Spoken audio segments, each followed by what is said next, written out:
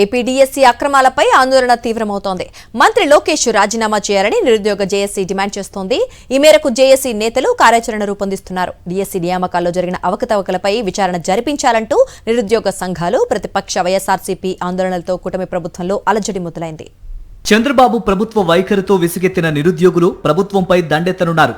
ఎవరికి వారుగా పోరాటం చేస్తూ ఉంటే వారిపై రెడ్ బుక్ ప్రయోగిస్తున్న నేపథ్యంలో బాధితులంతా ఏకమయ్యారు. రెడ్ బుక్ రాజ్యాంగాన్ని ఎదుర్కొని కలిసికట్టుగా పోరాటం చేయాలని ప్లాన్ చేశారు.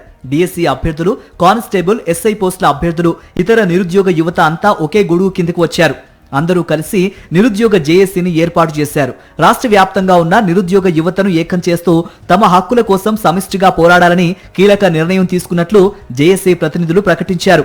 ఈ కమిటీ రాష్ట్ర కన్వీనర్ గా ఎంబీటీ రామచంద్రను ఏకగ్రీవంగా ఎన్నుకున్నారు.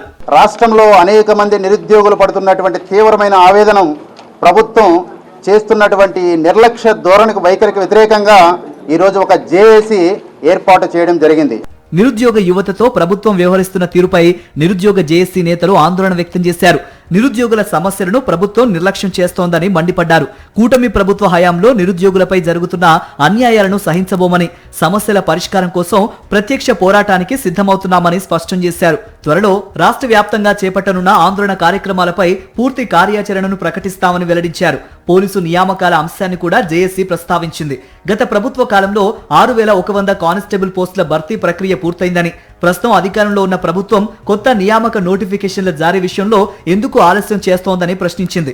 రాష్ట్రంలో ఖాళీగా ఉన్న కానిస్టేబుల్ పోస్టుల భర్తీకి వెంటనే కొత్త నోటిఫికేషన్ విడుదల చేయాలని డిమాండ్ చేసింది. సెలక్షన్ లిస్ట్ లో పేర్లు తీసేసి తెలుగుగా ఏం చేశారంటే వేరే వాళ్ళకి పోస్టులు ఇచ్చి రిక్రూట్మెంట్ ఫినిష్ చేశారు. అట్లా ఫినిష్ చేశారని చెప్పి విద్యా కమిషన్ డిఈఓ దగ్గరికి వెళ్తే డిఈఓ మాకు తెలియదు అంటున్నారు. విద్యా కమిషనర్ దగ్గరికి వెళ్తే మాకు సంబంధం లేదు అంటున్నారు. లోకేష్ గారి దగ్గరికి వెళ్తే ఆ చుట్టుపక్కలకే రానివ్వలేదు. ఈ రోజు నుంచి అలా జరగడానికి మేము అవకాశం ఏమో. ఎందుకంటే మేము డిఎస్సీగా ఫామ్ అయ్యాం, మాకు ఒక నాయకుడు వచ్చాడు, మేము అందరం కలిసి ఒక జేఏసీగా ఫామ్ అయ్యాం. ఈ జేఏసీ ఈ రోజు నుంచి మీరు చేస్తున్న వాటిని దేన్ని కూడా సహించదు. కాబట్టి ఏంటంటే మేము జిల్లా స్థాయిలో, మండల స్థాయిలో, రాష్ట్ర స్థాయిలో అన్ని ఉద్రిక్తతలు చేయడానికి రెడీగా ఉన్నాం. డీఎస్సీ నియామకాలపై ఇప్పటికే వైఎస్ఆర్సీపీ రాష్ట్ర వ్యాప్తంగా ఉద్యమ కార్యాచరణను ప్రకటించింది. డీఎస్సీ కుంభకోణంపై సిబిఐ విచారణ జరిపించాలని, ఈ వ్యవహారానికి బాధ్యత వహిస్తూ మంత్రి నారా లోకేష్ రాజీనామా చేయాలని, విద్యార్థులకు పెండింగ్ లో ఉన్న ఫీజు రియంబర్స్మెంట్ బకాయిలను విడుదల చేయాలని, అలాగే నిరుద్యోగ భృతి కింద నెలకు 3000 రూపాయల చొప్పున వెంటనే చెల్లించాలని వైఎస్ఆర్సీపీ యువజన విద్యార్థి విభాగం ఆధ్వర్యంలో పెద్ద ఎత్తున ఉద్యమించారు. డీఎస్సీ నియామకాలపై వస్తున్న ఆరోపణలు, నిరుద్యోగ సంఘాల ఆందోళనలు, ప్రతిపక్షాల డిమాండ్లతో ఈ అంశం రాష్ట్ర వ్యాప్తంగా చర్చనీయాంశమైంది.